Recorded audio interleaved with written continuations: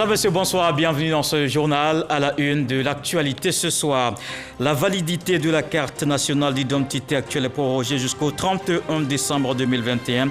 Annonce faite par le porte-parole du gouvernement à l'issue du Conseil des ministres tenu ce mercredi au Palais de la Présidence. Une rencontre qui s'est aussi penchée sur les perturbations dans la fourniture de l'électricité, la situation en bonne voie de résolution. Vers la conclusion de nouveaux accords de financement pendant 2 semaines, les politiques publiques passées en revue, ouverture des consultations entre le Fonds monétaire international et le gouvernement ivoirien.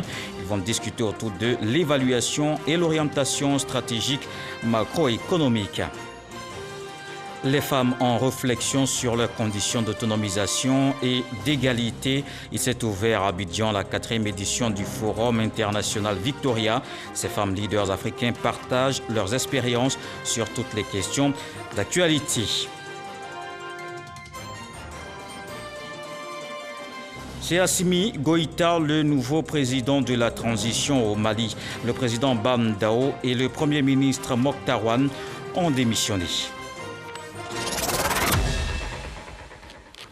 Le chef de l'État a présidé un conseil des ministres ce mercredi. La période de validité des CNI est prorogée jusqu'au 31 décembre 2021, alors que la date d'expiration était prévue dans 1 mois. Le problème de l'électricité est en cours de résolution, rassure le gouvernement qui annonce aussi des mesures pour soulager les exportateurs du cacao. Plusieurs décisions prises au cours de cette rencontre. Nous y reviendrons dans cette édition. Et je vous emmène dans la capitale politique. Les députés membres de la Commission des affaires économiques et financières sont en formation à Yamoussoukro. Une rencontre sur le budget programme. Ces parlementaires sont outillés afin de mener à bien leur mission de contrôle de l'action gouvernementale. Le reportage de Kader Sogodogo. La mission de contrôle de l'action gouvernementale dévolue aux parlementaires nécessite la bonne maîtrise de l'utilisation des fonds publics.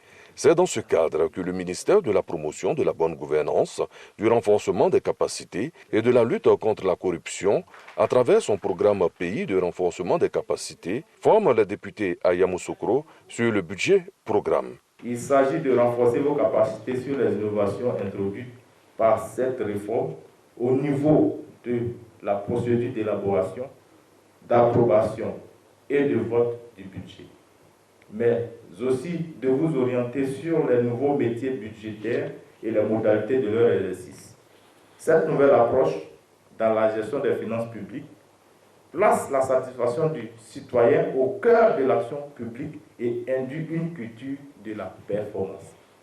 Un renforcement de capacités utile pour les députés. Cette formation vient à point nommé, car elle a lieu en début de législature, précisément de la présente législature 2021-2025, et à quelques jours du démarrage du processus d'élaboration du budget 2022 de l'État, qui conduira à l'examen et à l'adoption de la loi de finances portant budget de l'État de l'année prochaine. La formation est l'affaire du Centre international de management économique et financier, CIMEF. Le projet est financé par la Banque mondiale dans le cadre du projet pour l'amélioration de la gouvernance et de la délivrance des services de base aux citoyens, le PAGDS. Et les femmes prennent la parole aussi dans la gouvernance. Il se tient à Abidjan la 4e édition du Forum international Victoria. Une rencontre dédiée principalement aux femmes leaders. Elles sont issues de différentes couches socio-professionnelles. Elles ont fait des contributions sur la gestion de la crise sanitaire de Covid-19. Des détails avec Walter Amadou Ouattara. Le Forum international Victoria est une rencontre de femmes leaders qui se tient à travers le continent africain. Cette année, la thématique qui guide les assises pendant les 3 jours impartis à ce forum s'articule autour du sujet principal, leadership féminin pour un futur égalitaire dans un monde de Covid-19. C'est un sujet d'actualité où on promeut le leadership féminin pendant la crise sanitaire de la Covid-19.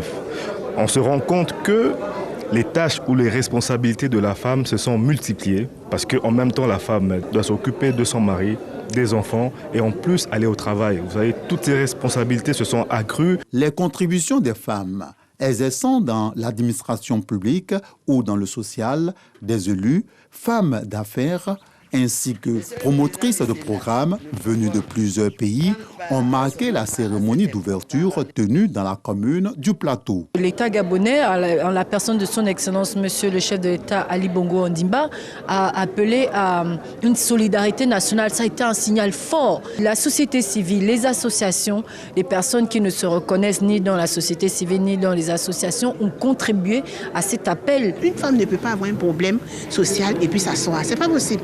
Mais il faut simplement se mettre ensemble en tant que femme pour agir, développer le leadership pour pouvoir agir pour les hommes et les femmes. Au nom de Jano Aoussou-Kouadio, la vice-présidente du Sénat, Sarah Sako Fadiga, a traduit la gratitude du président du Sénat relativement à l'organisation en Côte d'Ivoire de la 4e édition du Forum international Victoria. Au nom de Monsieur le Président du Sénat ainsi qu'à mon nom propre, de formuler le vœu que cette édition soit un succès et que Ascension Group et la Fondation africaine pour l'entrepreneuriat et le développement économique gagnent leur pari commun de promouvoir l'entrepreneuriat féminin et par ricochet le leadership de la femme africaine.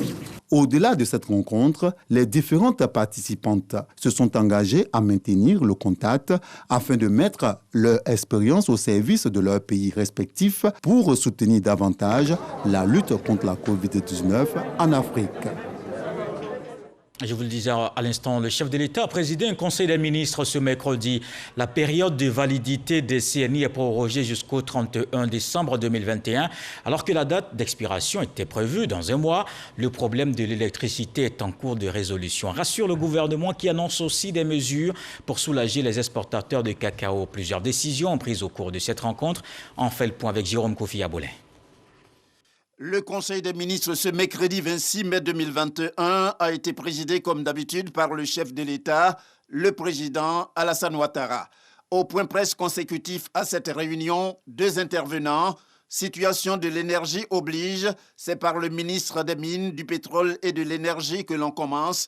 Thomas Camara a fait le point de la perturbation sur la fourniture de l'électricité. Pour lui, tout est en voie d'amélioration, précisant que le terme qui convient le mieux pour la circonstance est le rationnement et non le délestage. La situation s'améliore. Nous faisons tous les efforts pour que les outils de production soient disponibles, fonctionnent au meilleur de leur capacité et fournissent la quantité d'énergie, d'électricité demandée par la population. Et comme vous avez constaté, la situation est bien meilleure qu'avant. Les nuits, il n'y a plus de rationnement. Le week-end, il n'y en a pas non plus. En semaine, nous avons 6 heures de rationnement au niveau des ménages et les industriels ont la fourniture pendant 16 heures tous les 2 jours. Voilà donc la situation que nous vivons en ce moment. Alors, nous parlons de rationnement parce que nous disons que la capacité de production installée en Côte d'Ivoire, effectivement, elle est de 2300 mégawatts. La consommation nationale est de 1650 mégawatts, donc bien inférieure à la capacité installée, dont nous n'avons pas de déficit structurel. Nous n'avons pas de problème de déficit structurel, nous avons simplement un problème conjoncturel qui va passer dans quelques semaines et nous retrouverons notre équilibre où la capacité de production d'électricité est largement supérieure à la demande nationale. C'est pour cela que nous parlons de rationnement. On parle de délestage lorsque structurellement la capacité de production est inférieure à la demande du pays, où il faut recourir à des investissements massifs en toute vitesse et rattraper justement le niveau de la consommation. Ce n'est pas notre cas. Avant le ministre des Mines, du Pétrole et de l'Énergie, le porte-parole du gouvernement a fait le résumé de plusieurs autres points. Il s'agit tout d'abord du décret pris sur la sécurité des hautes autorités. Au titre du Premier ministre, chef du gouvernement, le Conseil a adopté un décret relatif à la sécurité des hautes personnalités et à l'utilisation des avertisseurs spéciaux sonores et lumineux. Ce décret adapte le dispositif sécuritaire des hautes personnalités au contexte actuel de l'avènement de nouvelles hautes personnalités dans l'environnement institutionnel de notre pays. À cet effet, il précise la nature des protections accordées et les modalités de sa mise en œuvre par catégorie de hautes personnalités, telles que le président de la République, le vice-président, le Premier ministre, le président de l'Assemblée nationale, le président du Sénat, les présidents d'institutions, les ministres d'État, les ministres et les secrétaires d'État. Le Conseil a également informé que la validité de la carte nationale d'identité court jusqu'au 31 décembre 2021.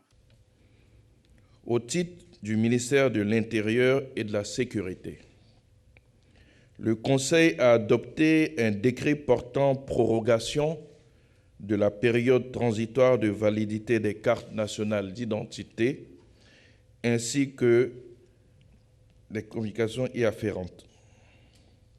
Ainsi, la période de validité des cartes nationales d'identité arrivant à expiration le 30 juin 2021 au terme du décret 2020-526 du 24 juin 2020 est prorogée jusqu'au 31 décembre 2021.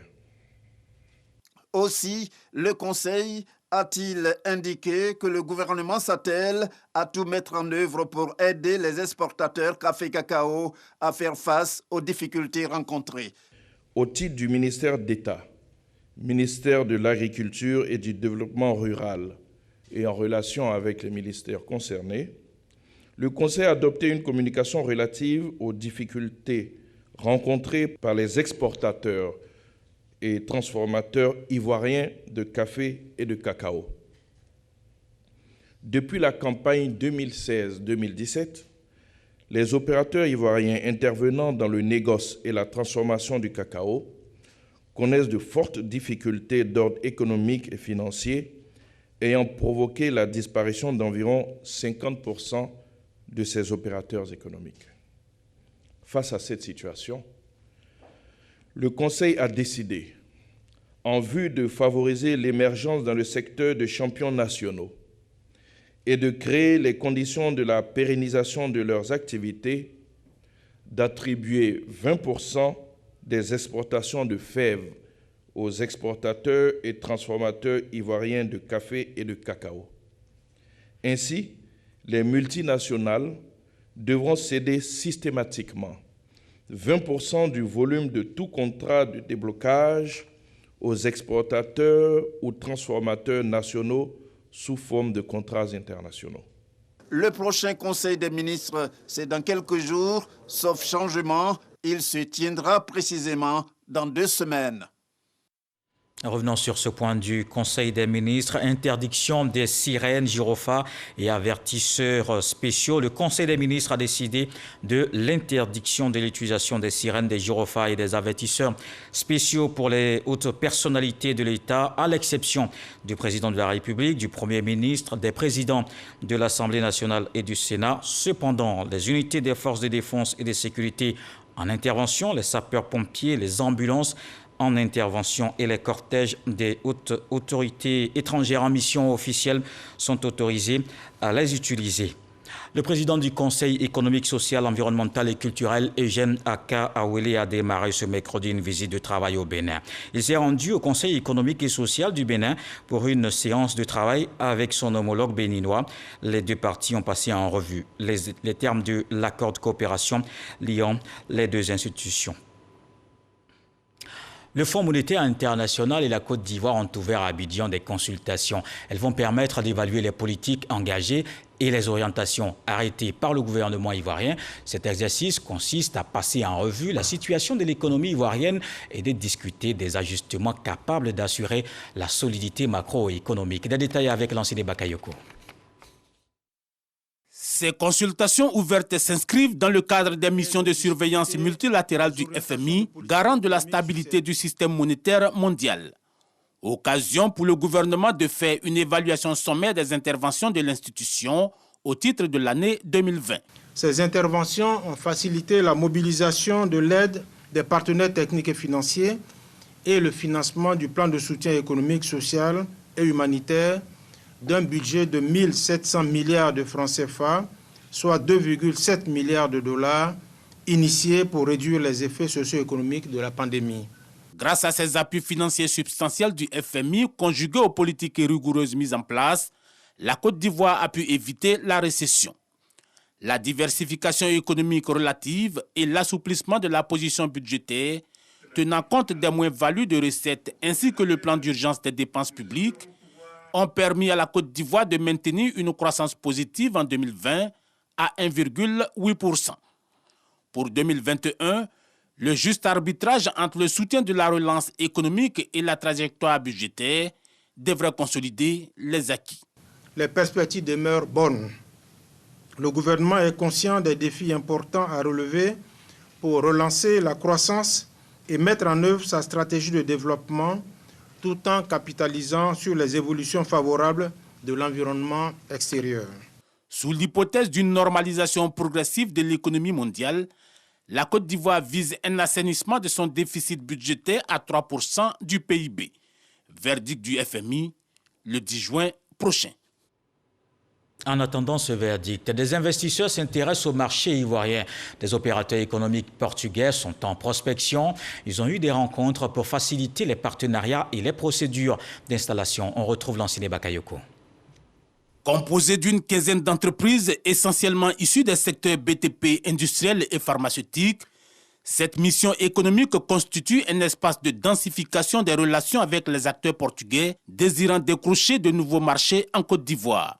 Les relations économiques et commerciales entre la Côte d'Ivoire et le Portugal ont connu une progression ces dernières années, notamment entre 2010 et 2019, du fait des actions conjuguées des autorités politiques au plus haut niveau des deux États, mais aussi grâce à la forte implication des organisations consulaires et autres acteurs des secteurs privés. Le volume des échanges qui était de 29 milliards en 2010 culmine aujourd'hui à 64 milliards, même si ce chiffre devrait subir une légère baisse en raison de la pandémie mondiale. Cette augmentation est aussi le résultat de la diplomatie économique offensive. Nous avons enregistré depuis 2015 d'environ une dizaine d'entreprises portugaises installées en Côte d'Ivoire à plus de 200 entreprises aujourd'hui installées, dont la principale opère dans le secteur de la salubrité. À cause des coûts de production élevés, le Portugal cherche à diversifier ses échanges et ses partenaires. La Côte d'Ivoire apparaît donc comme une destination stratégique pour les opérateurs portugais, aussi bien au niveau de l'exportation qu'au niveau de la délocalisation et de l'investissement. Vu qu'il y a beaucoup de pays qui viennent investir ici en Côte d'Ivoire, je demande aux autorités ivoiriennes qui donnent une opportunité aux entreprises portugaises, que les choses se concrétisent le plus rapidement possible. Les entreprises portugaises auront des rencontres B2B pour présenter leur savoir-faire et établir des relations de coopération avec le secteur privé ivoirien. La Cour des comptes veille à la bonne gestion des dépenses publiques. Les magistrats de l'institution sont en formation. Les travaux portent aussi sur l'exécution du budget de l'État. Jean-Luc Bangbo nous en parle. La Cour des comptes est l'organe chargé de contrôler la régularité des comptes publics et de vérifier le bon emploi des fonds publics. C'est donc elle qui s'assure de la bonne exécution du budget programme en vigueur depuis janvier 2020. Une mission que la jeune institution va mener avec l'appui de la Cour des comptes de France et l'Union européenne. Le but est effectivement de permettre à la Cour des comptes ivoirienne de grandir, d'acquérir des compétences, des particularités techniques dans la mise en œuvre de l'audit des budgets programmes.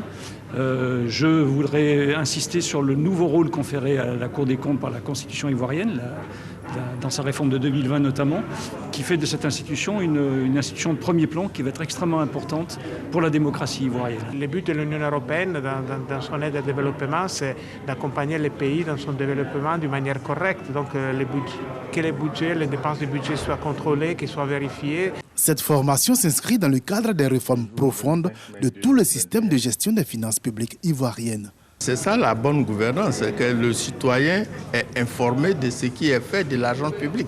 C'est ça, si nous arrivons à informer correctement le citoyen de l'usage qui est fait des impôts qu'il paie, je pense que nous aurons fait un grand pas. La formation des magistrats de la Cour des comptes se tient sur 4 jours. Elle se fait par visioconférence depuis Paris par les experts de la Cour des comptes française sur la base de documents fournis par la Côte d'Ivoire. Les cellules civiles militaires renforcent leur capacité à Yamoussoukro. Le secrétariat du Conseil national de sécurité organise sur 2 jours un atelier bilan, un point des activités menées par les cellules civilo-militaires et les comités départementaux de sécurité. L'objectif est de rétablir et consolider le lien armée-nation, nous apprend Abou Sanogo. Cette rencontre s'inscrit dans le cadre de la mise en œuvre de la réforme numéro 13 du secteur de la sécurité, qui vise à rétablir et consolider le lien armée-nation et la confiance entre les forces de défense et de sécurité et la population. En application de cette réforme, le Conseil national de sécurité a décidé de la mise en place de comités départementaux sécurité, avec comme organe opérationnel les cellules civilo-militaires, composées de personnalités civiles et militaires qui ont vocation à faciliter un rapprochement entre les forces de défense et de sécurité et la population civile des localités concernées, de sorte à créer une synergie d'action entre les 2 parties. Et ces cellules civilo-militaires, sur la base des plans d'action validés par les comités départementaux sécurité, ont mis en œuvre diverses activités au cours de l'année 2020. Cette rencontre a pour objet de dresser le bilan des actions menées et de renforcer les capacités techniques des cellules civilo-militaires et des comités consultatifs d'éthique par l'échange de bonnes pratiques et le partage d'expériences. Il faut aussi partager l'expérience des uns et des autres pour que ceux qui ont été installés plus récemment profitent de ceux qui ont été installés depuis plus longtemps et qui ont plus d'expérience dans la pratique. À cela aussi, il faut ajouter qu'il y a les comités consultatifs d'éthique de la police nationale qui ont aussi un partage d'expérience à faire. Eux aussi, ils fonctionnent d'une autre manière et donc c'est important de s'enrichir les uns les autres. Cette rencontre bénéficie de l'appui du PNUD. L'approche vise à ce qu'au-delà de la réponse militaire, les communautés et les parties prenantes au niveau local soient associées dans cet effort collectif d'assurer soi-même sa propre sécurité en soutien à la stratégie de réponse militaire mise en place par le gouvernement. Des cellules civilo-militaires ont été installées dans 33 départements sur les 107 que compte la Côte d'Ivoire et se présentent comme des structures de grande utilité publique. C'est très important de faire le bilan pour que chacun puisse se mettre vraiment au travail pour la cohésion et la confiance, surtout, des populations. Ça permet aux différents CCM non seulement d'échanger de contacts, et même autant profiter aussi d'échanger d'expériences. Parce que la réalité de Touba n'est pas forcément la réalité de Bouaké. Donc je pense qu'à travers cette rencontre, ça nous permet vraiment d'échanger et d'améliorer vraiment notre manière de travail. Le programme de cet atelier prévoit des séances plénières et des travaux en commission, suivis d'échanges. Les séances plénières seront consacrées au partage des expériences de 5 cellules civilo-militaires identifiées, notamment à Boissou, Agboville, Ferkessédougou, Man et Dabou. Dans le domaine de l'éducation nationale, l'UNESCO est prête à accompagner la Côte d'Ivoire dans la tenue des prochains états généraux de l'école ivoirienne. Ils doivent se tenir dans le mois de juillet. C'est ce qui ressort de la rencontre entre l'organisation et la ministre de l'Éducation nationale, Mariatou Koné. Des détails avec Jean Magadi. États généraux de l'éducation et de l'alphabétisation. Le sujet est au centre de la rencontre ici à Paris, au siège de l'UNESCO entre Mariatou Koné, la ministre ivoirienne de l'Éducation nationale et de l'alphabétisation, et Stéphania Giannini, la directrice générale adjointe de l'UNESCO en charge de l'éducation. Aux autorités onusiennes, la ministre Mariatou Koné est venue exposer son projet d'amélioration des acquis de l'école ivoirienne par la tenue très prochaine de consultations populaires. C'est les assises de l'éducation nationale, c'est vrai, mais avec tous les acteurs tous les partenaires sociaux, dans tous les compartiments, des assises qui devraient déboucher sur d'éventuelles réformes à court, moyen et long terme. Les États généraux de l'école ivoirienne, un projet qui cadre bien avec la vision de l'Organisation des Nations Unies pour l'éducation, la science et la culture. Et l'UNESCO est très prête à mettre en place tous les expertises techniques, tous les soutiens et l'assistance nécessaire. En plus des consultations par région, par district et des consultations en ligne, les États généraux de l'éducation prévus pour se tenir au mois de juillet 2021 vont comprendre plusieurs autres activités comme le renforcement des capacités. À cette rencontre parisienne, le volet alphabétisation a été aussi abordé entre les deux personnalités. L'Association des femmes journalistes de Côte d'Ivoire a reçu ce vendredi la députée Mariam Traoré. C'était lors d'une tribune d'échange dénommée Femmes à l'honneur, une tribune destinée à faire la promotion du genre et à valoriser les femmes leaders et actrices de développement. Lorgoretti, Walter Amadou Ouattara. Femmes à l'honneur. Cette lucarne de l'Association des femmes journalistes de Côte d'Ivoire, AFJCI, vise à valoriser et faire la promotion du genre. Femmes à l'honneur, c'est une tribune d'échange dédiée à la femme. Nous recevons toutes les femmes. Nous voulons valoriser la femme, promouvoir leurs droits, montrer leurs compétences aux yeux du monde entier. La tribune a reçu Mariam Traoré, députée de Tengrela. Femme leader, femme d'affaires et femme politique, mariée et mère de 2 enfants. Mariam Traoré est perçue par les organisateurs comme modèle de réussite et de femme participative au développement. La députée de la Nation s'est prêtée aux questions des journalistes. L'invité du jour a partagé son expérience. Quand une femme veut quelque chose, elle fait. Quand une femme a décidé d'accompagner, elle accompagne. Et il faut compter avec les femmes journalistes. Quand les femmes sont au devant de quelque chose, tout marche. Je suis fière d'être avec elles. Je suis venue, je me suis prêtée aux questions et ça s'est très bien passé.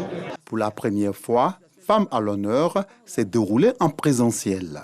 Initiée par l'Association des femmes journalistes de Côte d'Ivoire, les précédentes éditions ont été faites en ligne.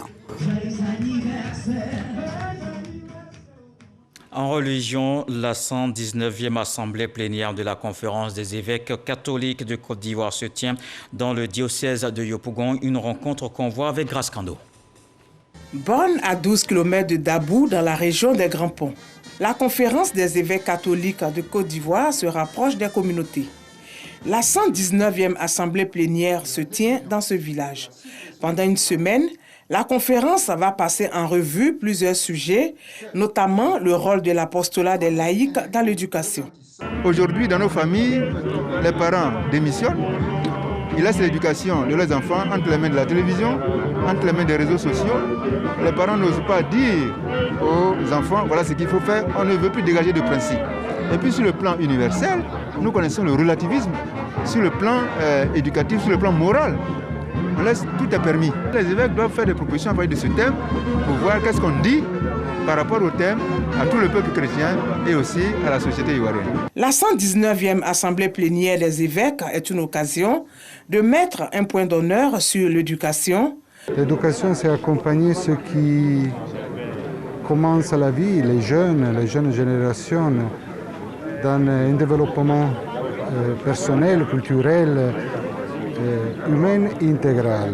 Le pape, beaucoup de fois, parle de ça, du développement humain intégral, et surtout du rôle que l'Église a sur ça, pour construire une société qui soit toujours plus ouverte, démocratique, saine. Au thème de la 119e Assemblée des évêques le 30 mai prochain, une messe de clôture aura lieu, célébration au cours de laquelle les conclusions des travaux seront livrées. Dans le reste de l'actualité, l'histoire se répète 9 mois après le coup d'État au Mali. Le président et le premier ministre de transition ont démissionné. Le vice-président, le colonel Assimi Goïta, estime qu'ils ont failli à leur mission. Alexis Ouedraogo. Tout commence en début de semaine au Mali. Le président et le premier ministre de transition sont arrêtés par des militaires.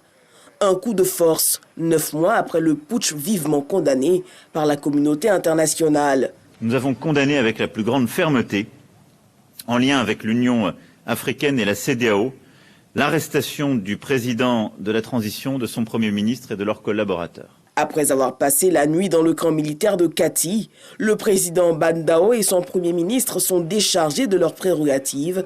Le colonel Assimi Goïta les accuse d'avoir enfreint la charte de la transition. C'est le 12 septembre dernier que le chef de la junte adopte une charte de transition. Dans la foulée, Bandao, retraité de l'armée, devient président de transition pour une période de 18 mois. Mais voilà, contre toute attente, le 24 mai, quelques heures après avoir formé un nouveau gouvernement, le président Bandao et son premier ministre sont arrêtés, accusés de tentative de sabotage. Le médiateur de la CEDEAO, Goodluck Jonathan, est arrivé à Bamako pour tenter de débloquer la situation. Aussitôt arrivé, les discussions sont entamées entre lui et les représentants de la junte. Le président et son premier ministre ont annoncé leur démission ce mercredi.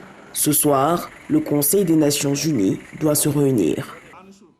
Voilà qui met un terme à ce journal. Merci de l'avoir suivi. Retour de l'actualité, 23h avec Abdoulaye Koné ce soir. Le sage nous apprend que même quand c'est la pleine lune, des endroits sont toujours dans l'obscurité. Dieu le voulant, on se retrouve demain.